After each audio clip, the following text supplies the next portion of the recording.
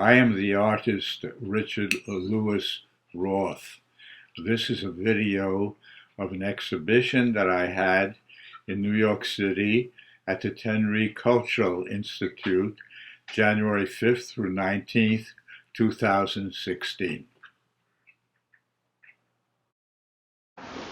As you're coming in here, this is the first painting, and the nickname for this particular painting is the monkey, because just for no particular reason. Well, no, there was a reason. I put in this kind of sketch of a monkey, or maybe you might call it an early hominid, and it's because the wording in this was a celebration of a book I had recently read called Peacemaking Among the Primates. And that's what the MOOP spelling is. It says here,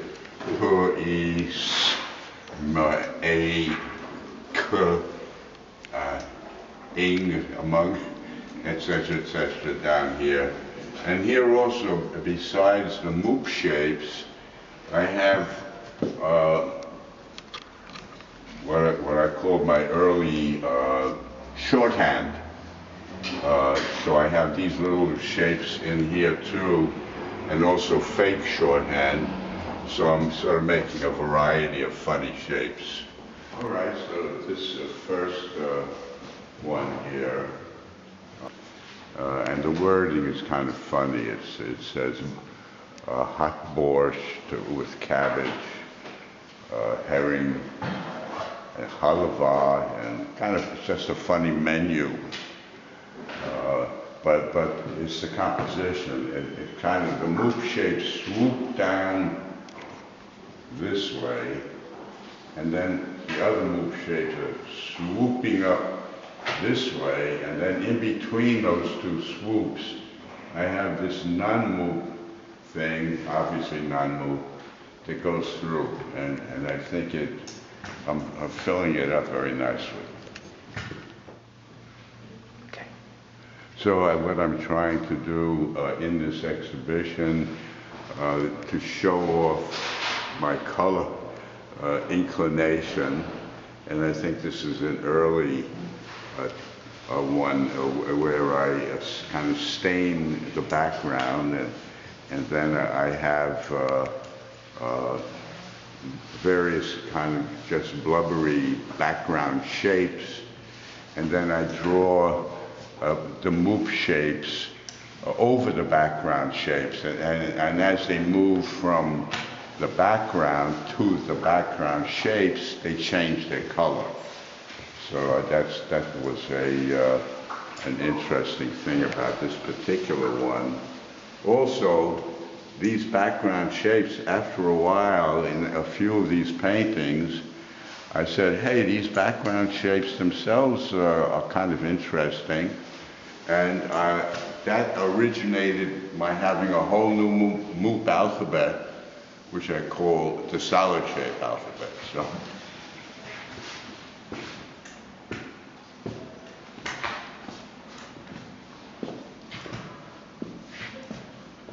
All right, this is a particularly nice one that we have in our hallway as you come into our apartment. It's right on the hallway, and it has a nice kind of hallway horizontal extension to it. And here's another example of the stained color background with the change of the shape of the color. The line color here is in the background, it's black, and then as it passes into the background shape, it changes into a blue. And this one actually spells out Hebrew words on the top. Tzedek, tirdof, and then underneath in English, justice, justice, you shall seek. And that was in celebration of our exhibiting at the Cardozo Law Gallery, where this statement was emblazoned at the entranceway. So that's my multilingual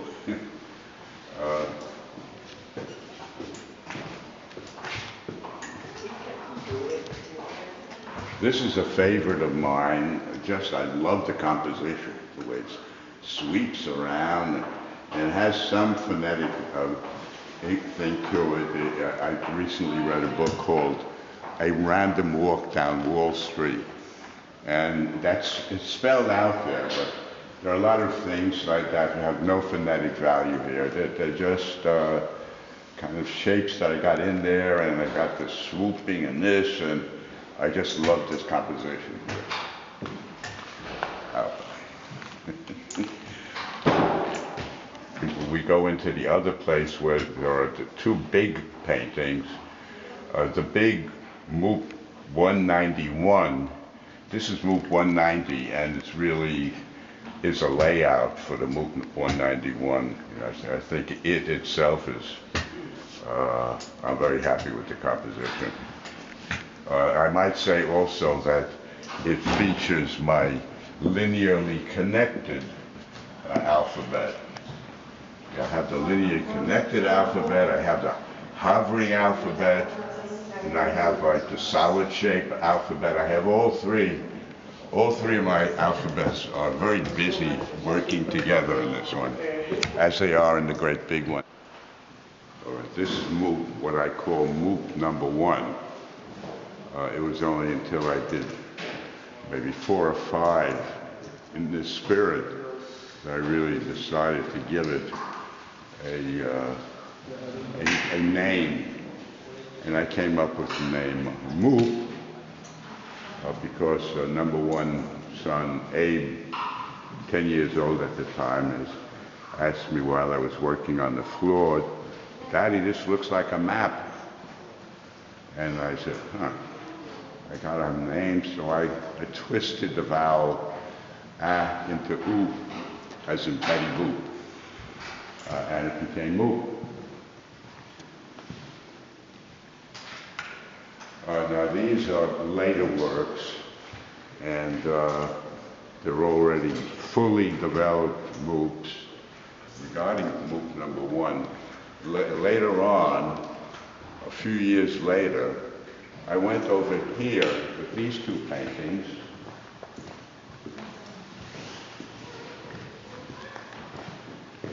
Since that time, I've always been using phonetic values, but here in these 2 paintings, I think that this one maybe 6 years later and this 7 years later, I deliberately wanted to make a sentimental salute to MOOP number 1 by deliberately, spontaneously creating the shapes without any phonetic value at all. So they're called each one. This is salute to MOOP number 1, number 1, and this is salute to MOOP number 1, number 2. And so these are kind of no phonetic value. This one is a somewhat mid-year creation, but I went back over it and painted over it and decided to give this an ABC character. Always having interest in evolution, we tetrapods appeared in the Devonian. The Devonian being when the first fish crawled out of land and became 4-legged creatures. These shapes here, incidentally, just indulge my interest, kind of sculpture, so to speak. These are all kind of variations on the idea of a discontinuous ellipse, what I call this discontinuous ellipse here. Regarding the cardboards with the sheets underneath, I wanted in this particular exhibition to emphasize that the various MOOP shapes have phonetic values. And in the booklet, which I printed and distribute in conjunction with this exhibition, I show all of these in the booklet.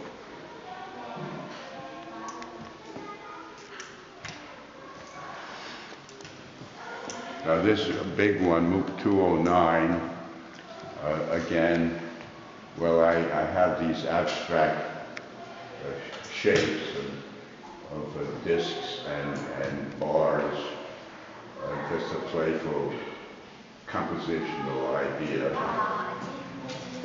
Well, this painting here, I'm very happy with the color composition. I think it's a kind of a very subdued, maybe even gloomy, but I feel very happy with it. And in particular, when I finally, with this shape here, I just thought, oh, perfect. It just worked out. Actually, the words are, I guess, interesting. It's called When Vocalizations Became Grammatical, celebrating when our hominid ancestors first started to form words from animal noises. This one is another favorite of my black and whites, and it's kind of celebrating the words actually spell out my aged father, I, and the word aged,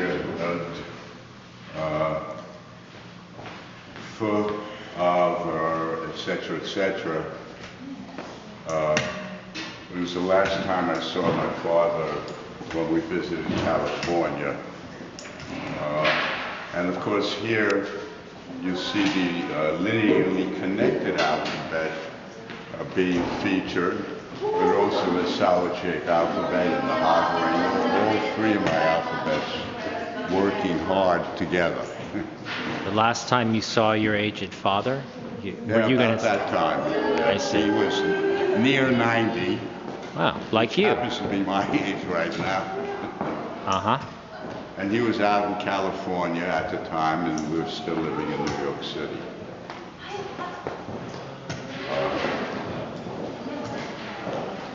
Right, this, I'm playing around with the geometric shapes, rectangles, which came to fruition later on with my color based on grid over there.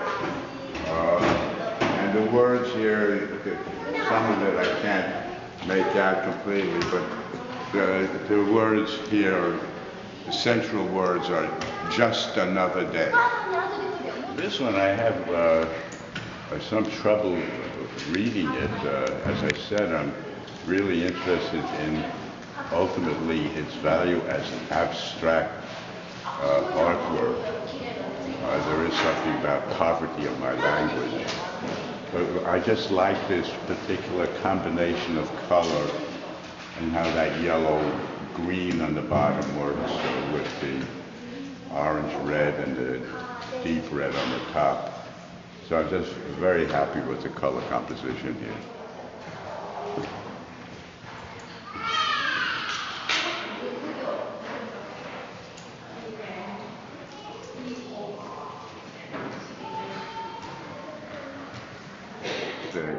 There's a kind of a spiral character to it, and the wording in it has a spiral character to it. What it's saying is reaching out from my unknown center to find my center.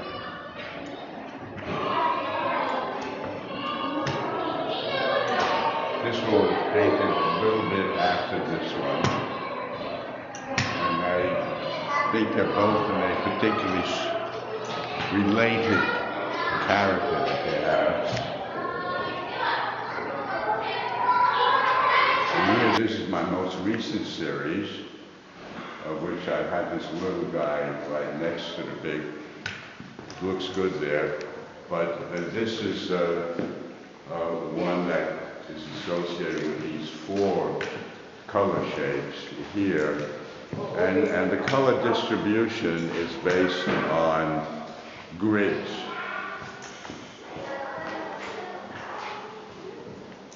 did 5 by 5 grid, and then broke it up into shapes. This is a 5 by 5 grid. 1, 2, 3, 4, 5 down, and 5 across. Here in these two, I did 5 by 5 and over 4 by 4 grid on these two. So you might notice more complicated irregularities here. Characters here seem to be exclusively in the solid shape alphabet, and it reads, "This is for beauty." Meaning that's the purpose of it. It's for the onlooker to experience, to have the experience, an incidence of the experience of beauty. So I'm declaring the purpose of this. Okay, this one we're very happy with it being a successful blue composition. And the Moop shapes here are kind of expressing my feeling maybe about life in general. And it reads, "Life's joy, nature's indifference." And it includes the solid shape alphabet. And over here we have some of the linearly connected alphabet. And there's also some hovering alphabet, like here and here. So I'm mixing all my guys together, all my 3 alphabets together, harmoniously enjoying each other.